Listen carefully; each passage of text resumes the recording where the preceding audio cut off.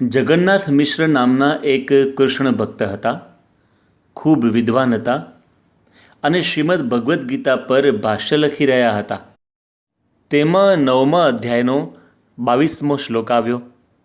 અનન્યાશ્ચિંતયન્તો મામ યે જનાઃ પર્યુપાસતે તેષાં નિત્યાભિયુક્તાનાં યોગક્ષેમં વહામ્યહમ. અર્થાત જે અનન્ય ભાવે મારે આશ્રય રહીને મારું ભજન કરે છે એવા મારા ભક્તોની સંભાળ હું સ્વયં લઉં છું. એમાં જે છેલ્લા શબ્દો છે વહામી અહમ, એનો મતલબ થાય છે કે I personally take care of that devotee who surrender to me. જે મારે શરણે છે તેની હું વ્યક્તિગત રીતે સંભાળ લઉં છું. આ શબ્દોનું નિરૂપણ જ્યારે જગન્નાથ મિશ્ર લખતા હતા ત્યારે તેઓના મનમાં પ્રશ્ન થયો કે બરાબર છે, ભગવાન કોકના માધ્યમથી મદદ કરે પણ વ્યક્તિગત રીતે તેઓ એક એક ભક્તનું ધ્યાન રાખે છે, એવું શક્ય લાગતું નથી. એટલે તેઓએ વહામી અહમ શબ્દ પર ચેકડો માર્યો અને લખ્યું દદામી અહમ, એટલે હું આપું છું. તેઓએ આવું કર્યું એ ભગવાનને ગમ્યું નહીં, કારણ કે you can interpret the words of scriptures as per your thoughts and intellect, but you don't have right to change the words of સ્ક્રિપ્ચર્સ.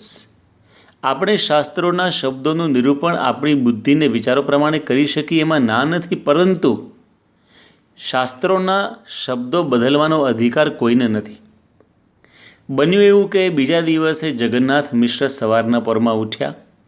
તેઓના પત્નીએ કહ્યું કે ઘરની અંદર અનાજ વગેરે ખૂટી ગયું છે તો જરા બજારમાંથી લઈ આવો. જગન્નાથ મિશ્ર બજારમાં ઘરવખરી લેવા માટે ગયા, પરંતુ આશ્ચર્ય, કોઈ દુકાનમાં એક દાણો પણ મળે નહીં.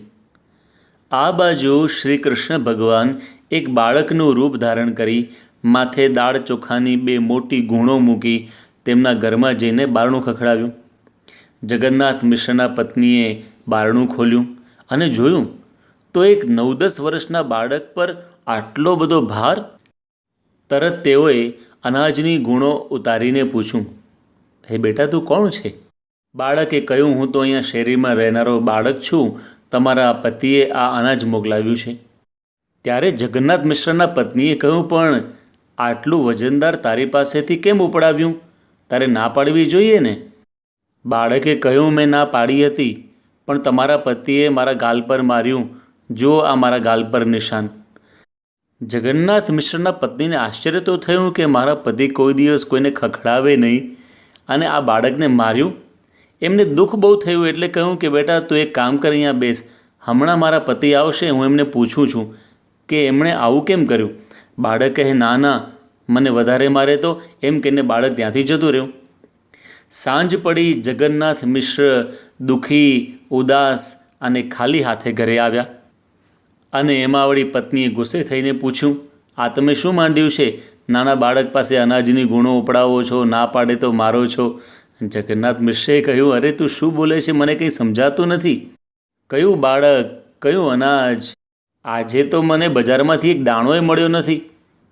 પત્નીએ 2 ગુણ બતાવતા કહ્યું, આ ઘઉં ચોખાની ગુણ તમે તો એક નાના બાળક પાસેથી ઉચકાવીને અહીં મોકલી હતી, અને એ બાળકે ના પાડી તો તમે એના બંને ગાલે માર્યું હતું, એના નિશાન એના ગાલ પર હતા.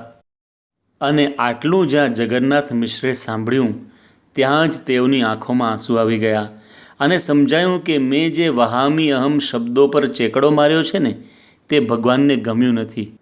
હું જે એમ માનતો હતો કે ભગવાન એક એક ભક્તનું વ્યક્તિગત રીતે ધ્યાન કેવી રીતે રાખતા હશે, તે ભગવાને મને આજે બતાવી દીધું. અને તરત પોતાના ઓરડામાં જઈને ભાષ્યમાં સુધારો કર્યો. અને તેથી જ ભગવાન સ્વામિનારાયણ વચનામૃત ગ્રંથમાં કહે છે કે ભગવાનનો આશરો કરવો એ જ મત અતિ સારમાં સાર છે. અને એ ભગવાનનો આશરો દ્રઢ કરીને ભજન કરનારા એ જગન્નાથ મિશ્ર હોય કે દાદા ખાચર, સુદામા હોય કે રોયશાળાના લક્ષ્મીરામ ઓઝા, ભગવાને પ્રત્યેક ભક્તોની વ્યક્તિગત રીતે સંભાળ લીધેલી જ છે. તો આપણે પણ નિશ્ચિંત થઈને એમના શરણે રહી એમનું ભજન કરીશું તો તેઓનું બિરુદ છે યોગક્ષેમમ વહામ્યહમ. માટે એક કવિએ લખ્યું છે કે કહેશો નહીં શ્રી હરિને કે સમસ્યાઓ વિકટ છે, કહેશો નહીં શ્રી હરિને કે સમસ્યાઓ વિકટ છે, પણ કહી દો સમસ્યાઓને કે શ્રી હરિ અમારી નિકટ છે. આ જ સંદેશ સાથે જય સ્વામી.